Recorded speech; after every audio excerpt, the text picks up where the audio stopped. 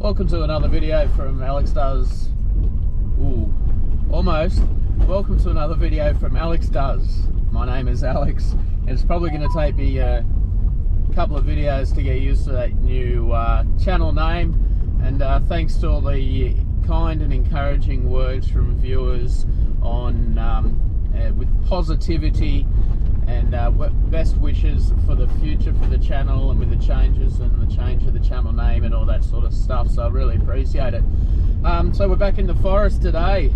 It's a weekday and I'm heading into the bush for just a bit of a reconnaissance, searching for a potential location for the Bushcraft Basecamp.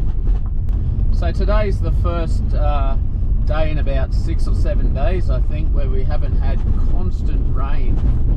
It's still very overcast. When I got up this morning, it was a nice blue sky, fairly cloudless, and but that didn't last long, and very soon became overcast. So we haven't had any rain today, but fingers crossed we don't have any issues with condition of any of these dirt roads or wherever. I don't know how far or if at all we'll be going off this dirt road at all.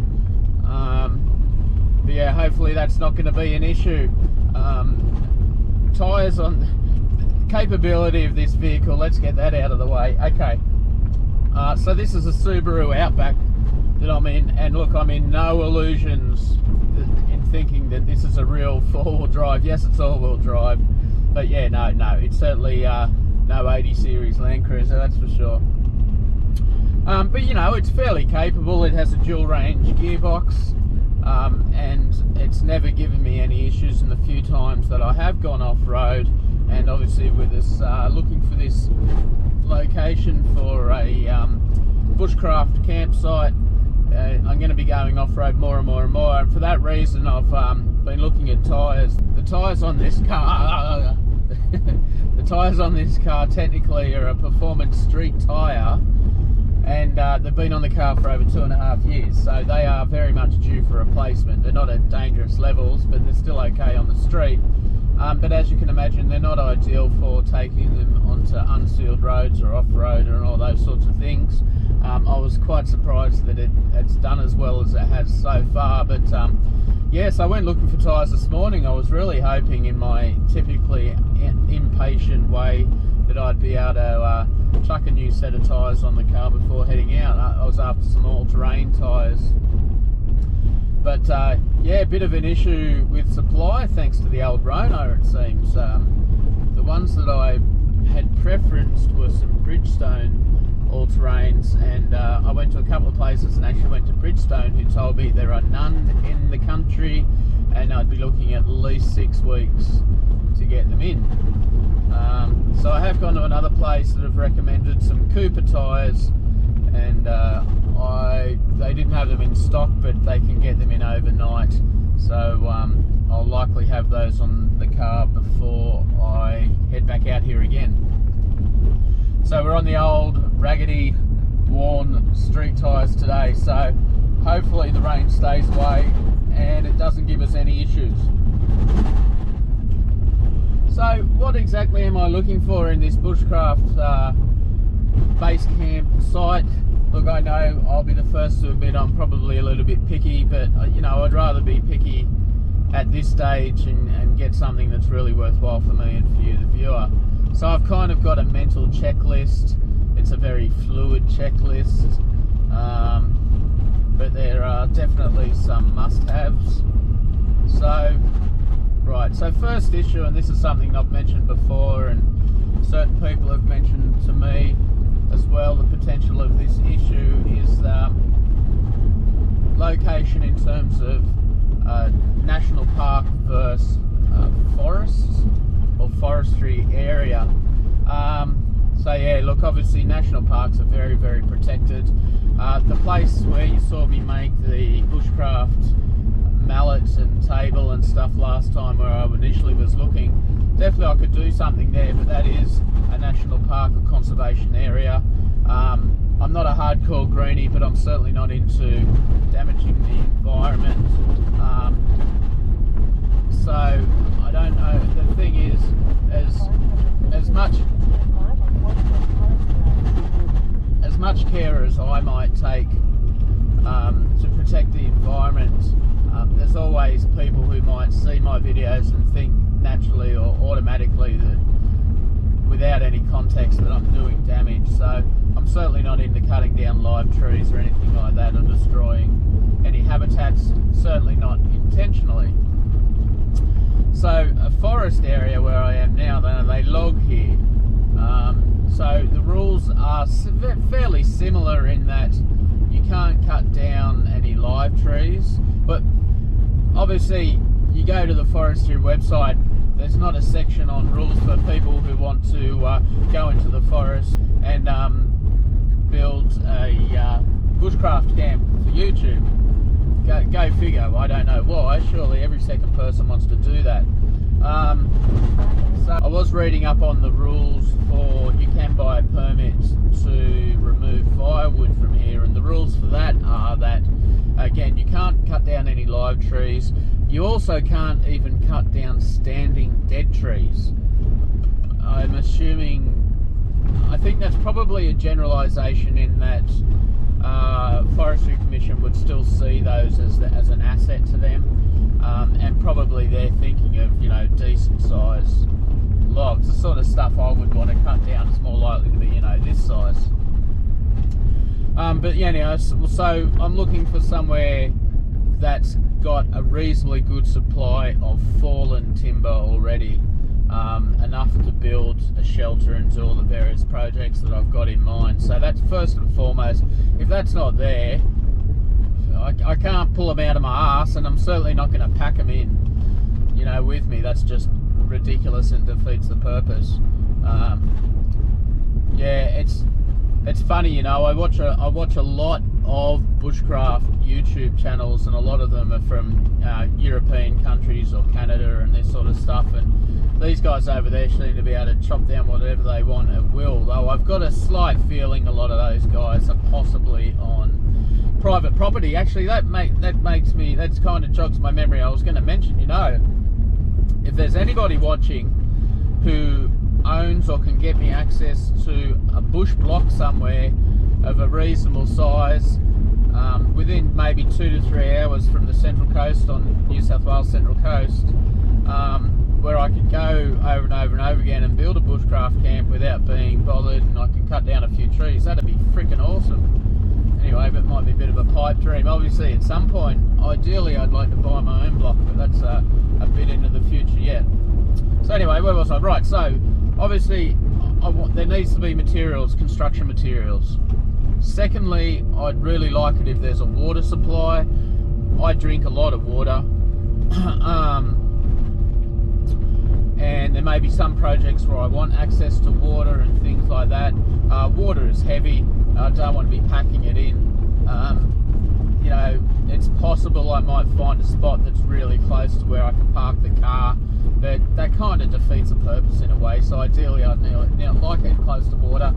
I'd like the site to be relatively flat. I suppose if it's on a slope, I don't mind going to the effort of building a raised level floor or anything like that, but obviously that just means more materials. So that's an issue there. So relatively flat. People. Now, in this generalised area where we are, there are a couple of established campsites where people like to go camping, and they go wandering, and it's obviously been seen on other persons' channels that it's not uncommon if your bushcraft camp, base camp, is within walking distance of some of those campsites, that you might get the occasional intruder.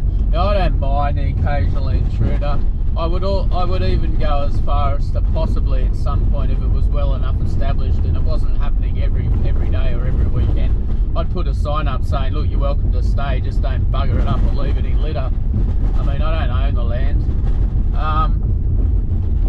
But yeah, I'd rather be away from people. One, because I don't want necessarily too many intruders, but secondly because obviously partying camping groups can be a little bit noisy at night times once they've got a bit of grog into them, and videos, it kind of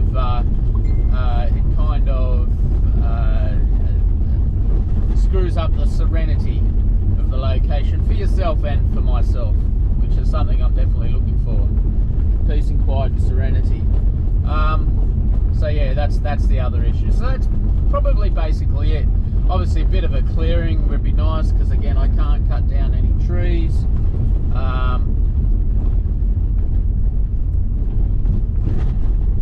So yeah, so plenty of materials near water, bit of a clearing, nice and flat, and a clearing where I don't have to cut down any trees, but there's still plenty of fallen timber materials where I can make a start.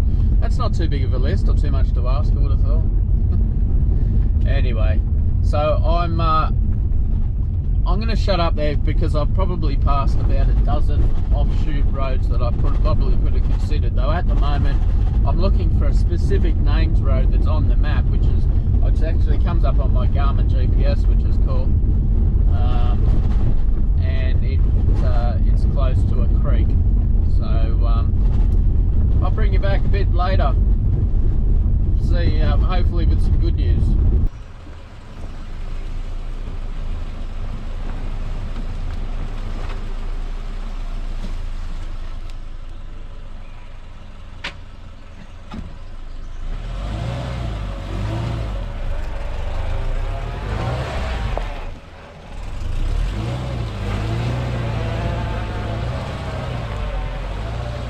Alright, I chickened out already. Not with those tyres. One little slide, and that was enough for me. So I can't afford to get bogged. I've got no recovery gear, and no reception. Coming down here, it does feel a little bit solid, but yeah, no, this section's no, a little bit beyond, I think, capabilities of my car at the moment, with certainly with those tyres on. So you can get out and walk, and it's fairly thick clay sort of stuff. Yep. All right, and it's starting to rain.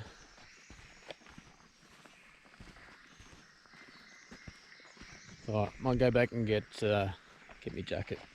Alright, so I've just been walking a few minutes down this road here, which I'm pretty sure once I've got tyres on the car will be capable of getting down there. There's one of these little side sections where they push the excess dirt with the grader or the bulldozer, I guess. So I've just stopped in here, and I think these make ideal parking spots. But as I come to here, like, this is obviously very much thick with bracken fern, but you can see just through there's a creek line, which is kind of what I'm looking for, and I can hear in the distance some running water. It looks a little bit steep on the other side, it's still quite thick, but so hopefully this is a promising sign. Let's continue. I've just come into a spot, I'm not too far off the road, but following the noise of running water, which is deeper in here, and it's getting into this thick kind of jungly stuff. It's a little bit overgrown and a little bit moist, I think, for a site, but just come across some chook wire. Just a roll of chook wire like that. So the only time I've ever seen chook wire like that in the bush, someone's protecting a certain plant they don't want some of the natives to eat, I think. Anyway, there's certainly no plant left at the moment. Alright, we'll push on. So there's our water source. So that'd be nice. Plenty of water there, though obviously, like I said before, it's been raining for a while. Very jungly on this side. I might just quickly hop across and have a look on the other side. I'm not entirely comfortable hanging around for too long because it's starting to spit, and that spot where I left the car, I think if it rains, I'll might have a little bit of an issue getting out. Let's cross over here.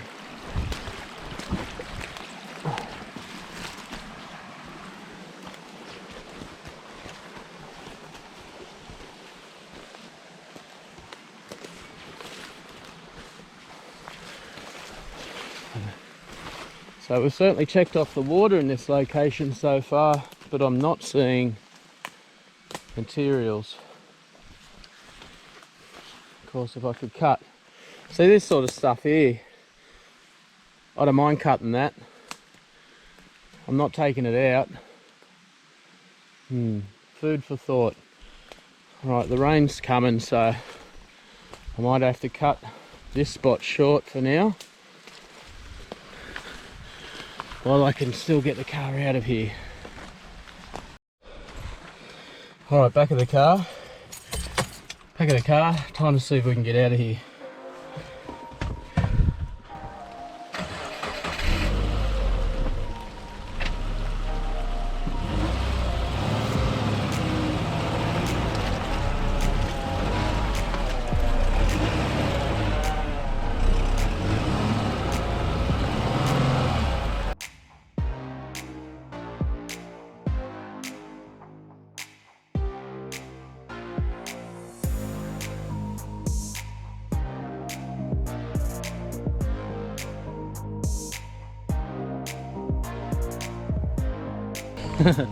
Go the mighty Subi, eh? Doing her in reverse. Who wants to go in a forward direction when you're four-wheel driving? It's much more fun going backwards. Truth be told, there was just nowhere I could see that was safe to turn around. So, man, I might have to postpone this trip for a few more days, I think, until this weather clears, and I've got some all-terrain tyres, so I might bring you back then, unless there is one other road I want to check, but it might be futile. But I think that was kind of heading in the right direction that way, but I'm not going down there unless I've got my tyres done. All right, let's move on.